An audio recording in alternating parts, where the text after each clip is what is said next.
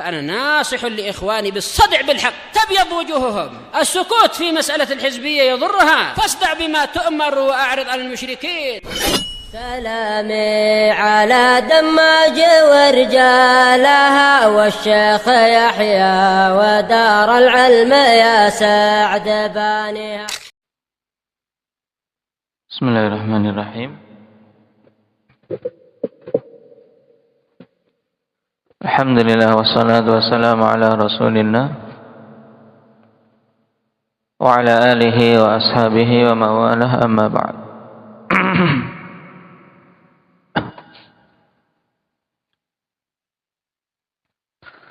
Pertemuan yang lalu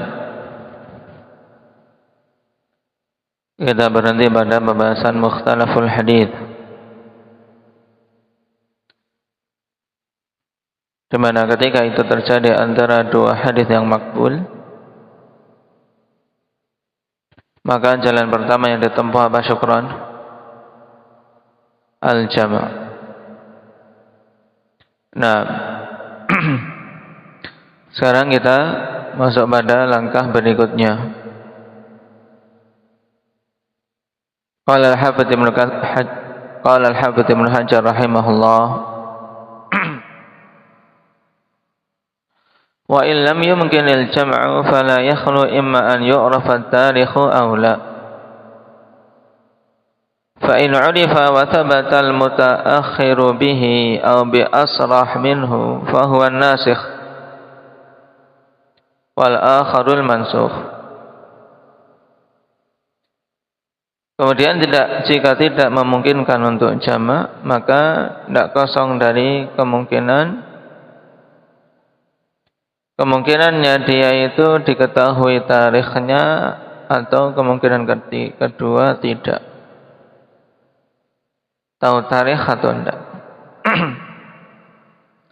Kemudian apabila diketahui dan telah sabit hadis yang lebih akhir atau lebih tegas darinya, maka itulah nasikh yang menghapus hukum. Wal akharu mansukh. Di sini perhatikan ada akhir, ada akhar. Kalau yang mansukh itu akhar, maksudnya setelah membicarakan tentang mutaakhir, hadis yang datang belakangan dan sharih menunjukkan suatu hukum, maka dia itu nasikh yang menghapus hukum hadis yang sebelumnya atau hadis yang lain yang secara tarikh sebelum yang menghapus, dan yang dihapus dinamakan al-mansukh. Wa naskhu raf'u ta'alluqi hukmin syar'iyyin bidalilin syar'iyyin mutaakhirin anhu. Dan yang dimaksud dengan nasakh adalah mengangkat rafa', ya, nasakh mengangkat keterkaitan hukum syar'i dengan dalil syar'i yang datang belakangan.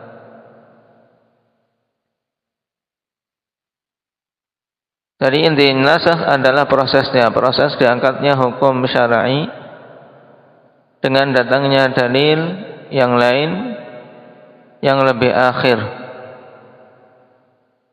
Wan nasikhu ma dalla ala raf'il madhkur. Sedangkan hadis yang menghapus an-nasikh adalah apa-apa yang menunjukkan tentang pengangkatan hukum yang disebutkan di atas, yaitu nasikh. Atau secara mudahnya, nasikh dialah yang mengakibatkan nasikh. Kemudian yang dihapus namanya mansukh.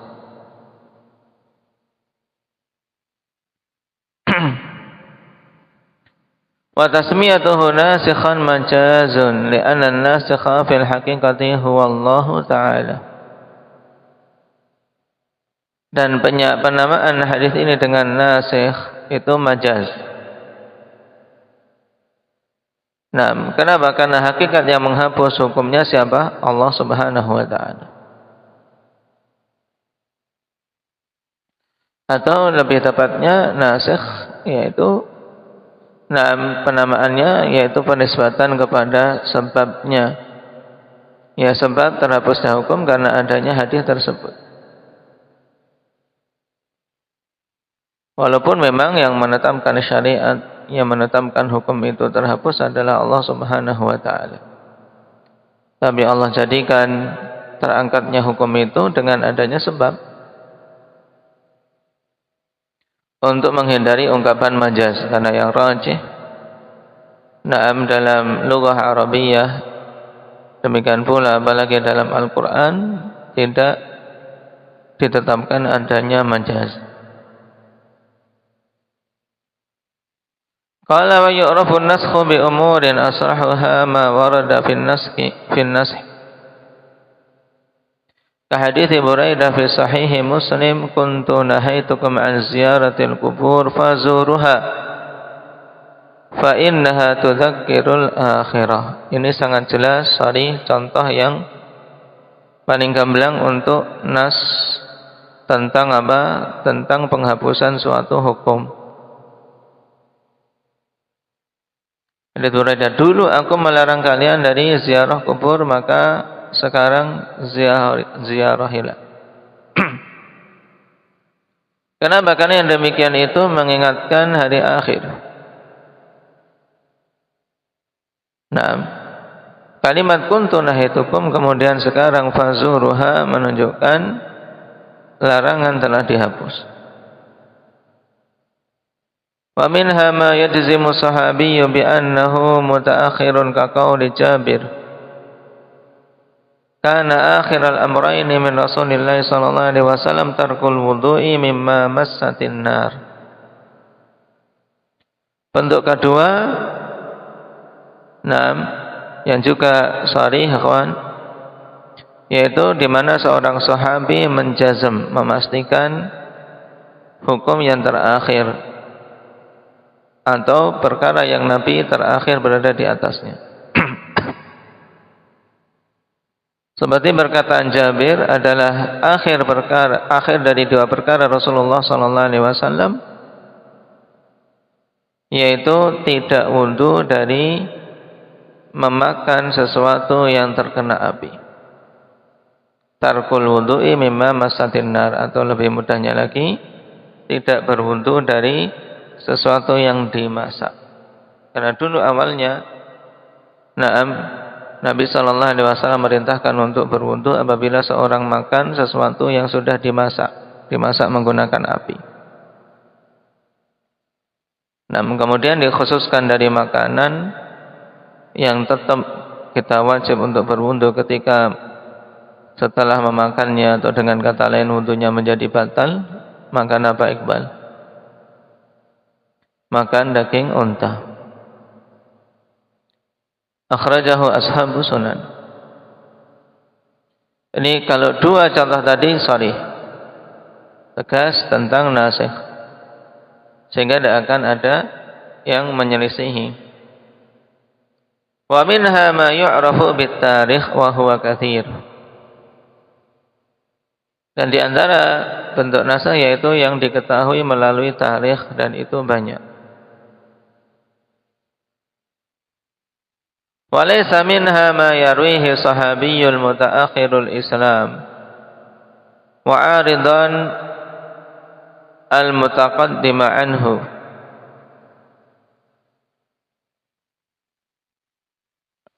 Tayyib, limutaqaddimin lam.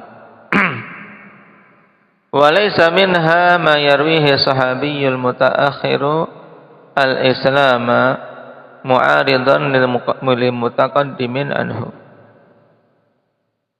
Dan bukan termasuk dari nas yang sharih tentang apa? Tentang naskh, yaitu yang diriwayatkan oleh seorang sahabi yang keislamannya mutaakhir, atau malah bagus jadikan apa? Fa'ilnya, ya kan, daripada di kasrah. Mutaakhiru al-Islamu. Kalau mau di kasrah tanpa al depannya, tapi dia harus menjadi sifat bagi sahabi. maka harus ada alnya. As-sahabiyul mutaakhiru al-islamu. Sahabi yang keislamannya mutaakhir meriwayatkan suatu hadis yang bertentangan dengan hadis yang diriwayatkan oleh mutaqaddimin anhu, hadis yang diriwayatkan sahabi yang lebih dahulu masuk Islam. Ini bukan nas untuk nasikh dan mansukh. Kenapa? Lihtimali an yakuna sami'ahu min sahabiyyin akhar aqdama minal mutaqaddimil madhkuri aw mithlihi fa arsalah. Karena ada kemungkinan dia mendengar hadis tersebut dari sahabi yang lain yang lebih dahulu, ya, yang lebih dahulu daripada sahabi yang masuk Islam lebih awal yang disebutkan di situ atau yang semisalnya. Fa arsalah, kemudian dia meriwayatkan secara langsung dengan menjatuhkan sahabi yang menjadi perantara antara dia dengan Rasulullah SAW. Ini maksud irsal. Karena mursal sahabi semuanya apa? Diterima. Mursal sahabi tidak berpengaruh. Sahabi muda menyelisih riwayat sahabi yang tua misalnya, atau sahabi yang baru masuk Islam menyelisihi riwayat sahabi yang sudah lama keislamannya. Ini bukan langsung menjadi nasikh. Kenapa? Karena kemungkinan yang baru masuk Islam ini mendengar dari sahabat yang sudah lama masuk Islam, tapi dia tidak menyebutkan sahabat tersebut, melainkan meriwayatkan secara mursal. Ini maksudnya. Paham? Nah, ihtimal tersebut ada, maka tidak bisa jadikan nas tentang tetapnya nasikh dan mansukh. Lakin in waqa'a tasrihu bisama'i lahu minan nabi sallallahu alaihi wasallam fayattajihu an yakuna nasikhan bi syarti an yakuna lam yatahammal 'anil nabi sallallahu alaihi wasallam syai'an qabla islami.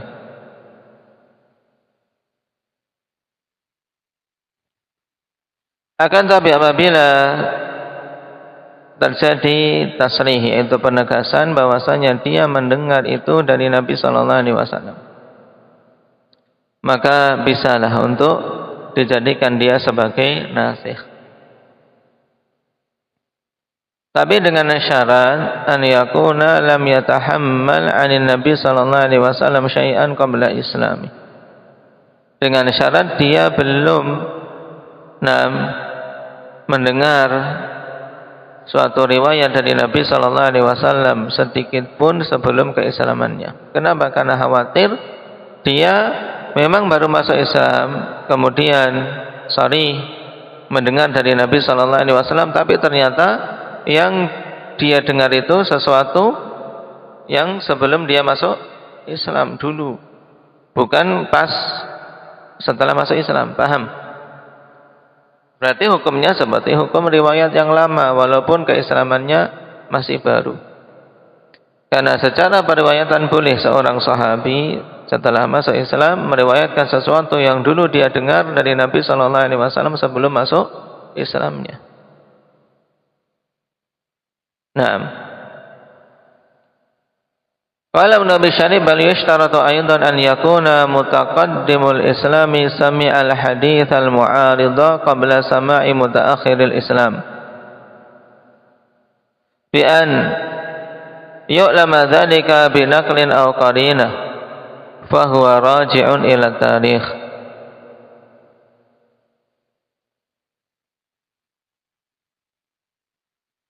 Bahkan dipersyaratkan juga bahwasanya yang lebih dahulu masuk Islam itu mendengar hadis yang bertentangan dengannya sebelum orang yang akhir masuk Islam mendengarnya.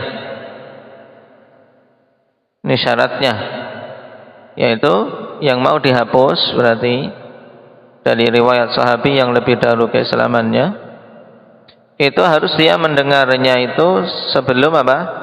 Sebelum hadis sebelum apa yang terakhir masuk Islam itu mendengar dari Nabi sallallahu alaihi wasallam. Nah, untuk mengetahui itu bagaimana bi an yu'lama dzalika bi naqlin aw qarinah. Dengan diketahui yang demikian itu melalui nakal atau qarinah, penukilan. Sehingga ini apa? Raji'un ila tarikh. Hakikatnya kembali kepada tarikh. Memang harus diketahui tarikh riwayat hadis itu kapan.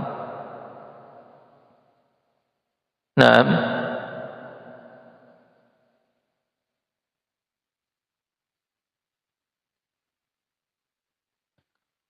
falyahammal at-tarikhu ala ma saraha bihi au ulima biqarinah, sehingga dibawalah tarikh tersebut atas apa yang dia tegas dengannya atau diketahui dengan qarinah.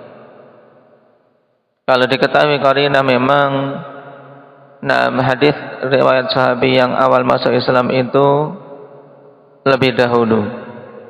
Kemudian yang diriwayatkan oleh yang baru masuk Islam itu datang belakangan, maka dia bisa jadi nasikh. Tayyib. Wa amal ijma'u falaysa binasikhin bal yadullu ala dzalik. Adapun ijma' maka dia bukan nasikh, akan tetapi dia menunjukkan atas adanya nasikh. Kenapa? Kata Ibn Abi Syarib, li'anna al-ijma'a la budda lahu min mustanadin. Ini harus, karena ijma' itu la budda min mustanad, harus ada sandaran, sesuatu yang disandari. Yusniduhu min kitabillahi aw sunnati. Naam. Tayyib. Yusniduhu min kitabin aw sunnatin huwan nasikh. Yang dia menyandarkan hal tersebut, adanya ijma' maksudnya dari kitab atau sunnah, bahwasanya dia itu nasikh. Berarti ijma' sendiri bukan nasikh secara hakiki, tapi apa? Sesuatu yang menunjukkan atas apa? Atas nasikh. Lalu dicari dalil-dalil apa yang menjadikan adanya ijma' itu, yang disebut dengan mustanadul ijma'.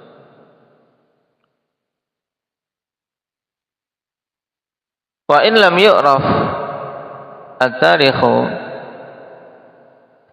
Sekarang kemungkinan kedua, kalau tarikhnya tidak kita ketahui, fala yakhlu imma an yumkina tarjihu ahadihima 'ala al-akhar biwajhin min wujuhit tarjih al-muta'alliqati bil matni aw bil isnad aw la. Jika tarikh juga tidak diketahui, maka tidak bisa terjun pada langkah nasikh dan mansukh. Maka hal itu tidak kosong dari dua kemungkinan juga. Kemungkinan pertama, mungkin untuk ditarjih salah satu dari keduanya atas yang lain, dengan sisi-sisi tarjih yang terkaitan dengan matan atau sanad. Ini kemungkinan pertama. Atau tidak, maksudnya atau tidak mungkin untuk ditarjih salah satu dari keduanya atas yang lain.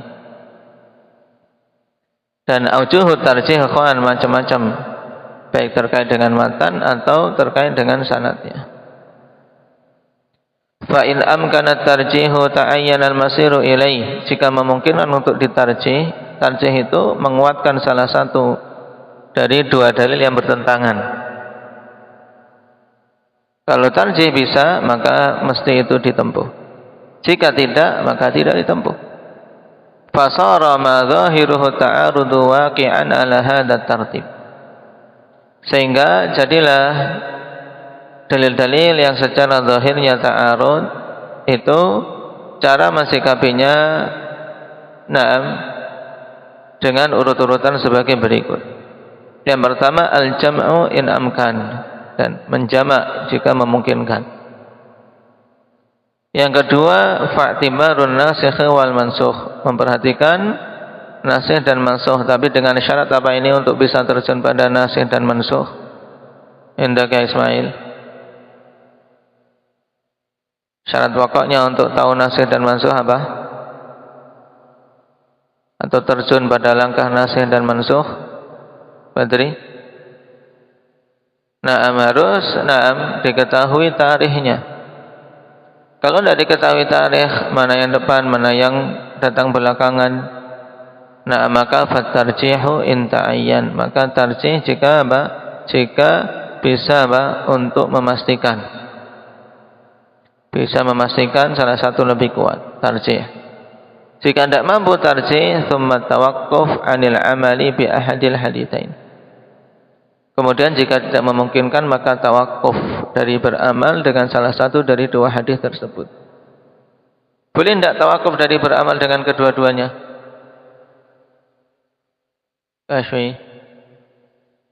Tidak boleh. Kalau tawakuf dari beramal dengan kedua-duanya, tidak boleh. Nah, ketika tawakuf, maka dia tawakuf karena apa? Tidak mencapai tingkatan tarjih untuk menentukan mana yang kuat. Cuman, intinya apa? Tetap harus beramal dengan salah satu dari keduanya. Kalau beramal dengan kedua-duanya, tidak bisa, karena nggak bisa dijamak. Zahirnya ta'arud, ya kan? Kalau memungkinkan beramal dengan keduanya, itulah yang harus. Itu langkah pertama, jamak itu kan beramal dengan keduanya. Tapi ini tidak bisa dia jamakkan karena kekurangan ilmu. Nasih dan mansuh tidak tahu. Tarjih juga untuk menguatkan, dia tidak bisa melihat sisi-sisi pentarjihan, maka ambil satu dia amalkan. Kemudian yang kedua tawakuf, tidak tahu, wallahu alam. Paham? Ini tingkatan tawakuf. Tapi biasanya ikhwan, sampai pada tingkatan jamak saja para imam sudah sangat banyak sekali menyebutkan langkah-langkahnya. Kenapa? Karena memang dalam syarat kita tidak akan ada dua dalil yang sahih kemudian saling bertentangan secara hakiki. Mesti ada cara untuk mensinkronkannya. Qala wa ta'biru bit-tawaqqufi aula min at-ta'biri bit-tasaqut li'anna khafa'a tarjihi ahadihima 'ala al-akhar innama huwa bin-nisbati lil-mu'tabiri fil halati ar-rahinah ma ihtimali an yadhhara li ghairihi ma khafiya alaihi wallahu a'lam. Dan ungkapan dengan tawakuf ini lebih bagus daripada ungkapan tasakut. Tasakut yaitu menjatuhkan salah satu dari dua hadis yang ada. Pilihnya asal, yang penting sudah pilih satu, satunya dijatuhkan, tidak diamalkan. Lebih bagus ungkapan tawakuf. Kenapa? Karena tersembunyinya tarjih dari salah satu kedua hadis yang bertentangan secara zahirnya itu dilihat dari sisi apa? Mu'tabir. Dari sisi orang yang apa? Yang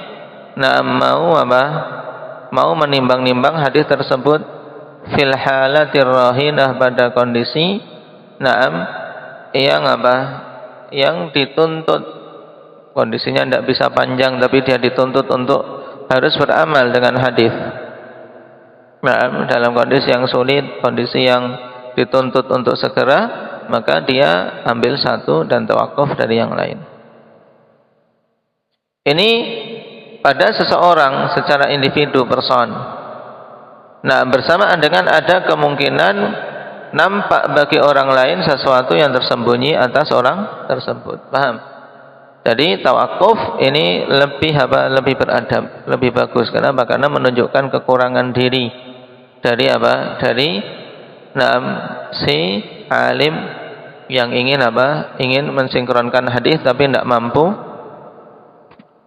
Nasih dan masuk juga tidak bisa, tarjih juga tidak bisa. Maka dengan tawakuf mengambil salah satu hadis. Dan pembahasan ini akhwan biasa dibahas dalam ilmu usulul fiqh dalam ta'arudul adillah. Dan di sana lebih dibahas panjang lebar tentang metode untuk mensikapi ta'arudul adillah dan contoh-contohnya dalam penerapan hukum fikih. Cuma dipaparkan dalam mustalah. Kenapa? Karena ini merupakan cabang dari pembagian hadis sahih. Hadis yang makbul dengan hadis makbul yang lain bisa ada muncul ta'arud yang zahir di antara keduanya. Walaupun secara hakikat kita yakini tidak akan mungkin ada ta'arud. Lalu bagaimana caranya? Dengan salah satu dari 4 perkara secara berurutan tadi. Tayyib, barakallahu fiikum, naktafi bihadza walhamdulillah.